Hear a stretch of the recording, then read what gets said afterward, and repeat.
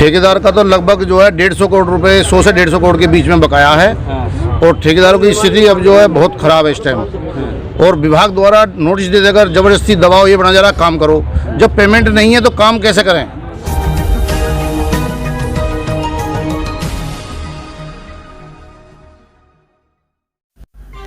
गाजियाबाद के नगर निगम के बाहर नगर निगम के ठेकेदारों ने आज विरोध प्रदर्शन किया है।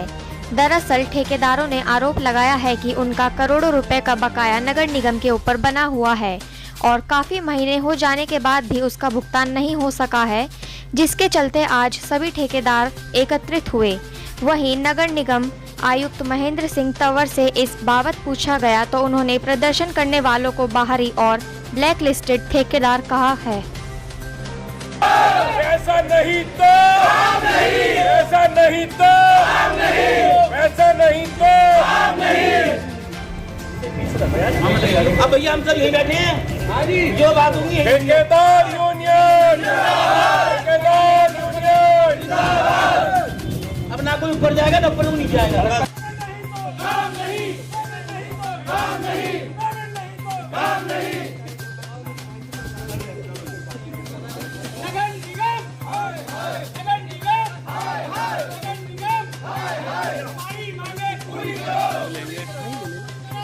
ठेकेदार का तो लगभग जो है 150 करोड़ रुपए, 100 से 150 करोड़ के बीच में बकाया है।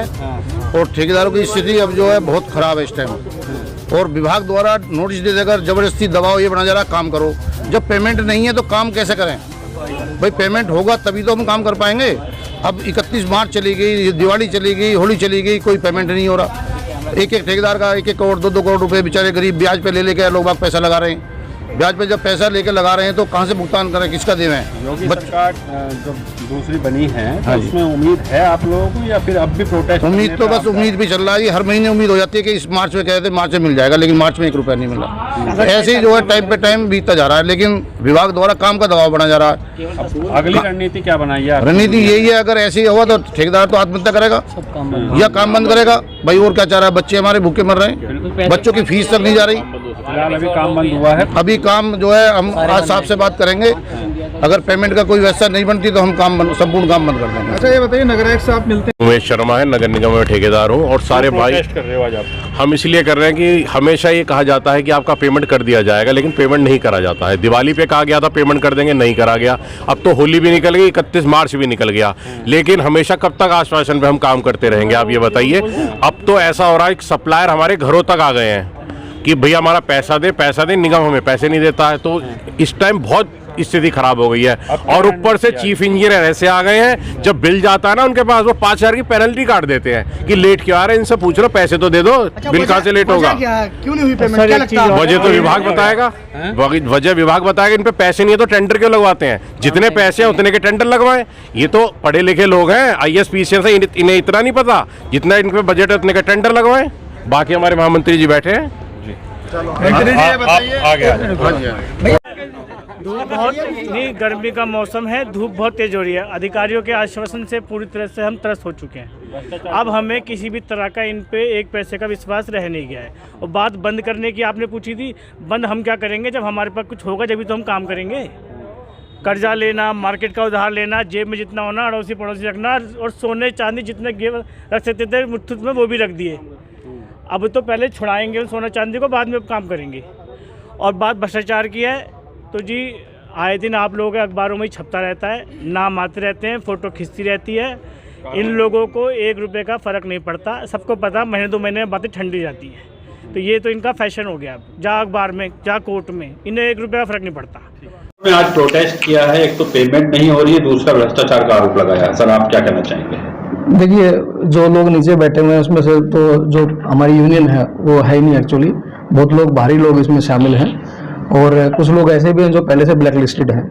तो वो ऐसे लोगों को तो कोई अधिकारी नहीं है वो करने का। और जहाँ तक पेमेंट की बात है, पेमेंट पहले भी लाइबिलिटीज रहती हैं और अभी भी है, लेकिन उसका एक तरीका है और बहुत जल्द हम लोग इसको भी स्ट्रीमलाइन करने के लिए, इनफैक्ट आपके माध्यम से आज मैं शेयर भी कर रहा हूँ कि एक P2P मैनेजमेंट सिस्टम हम लोगों ने डेवलप किया है, जो इसी मंथ में हम लोग उसको रेगुलराइज करके इम्प्लीमेंट कर रहे हैं। P2P basically project to payment management system है।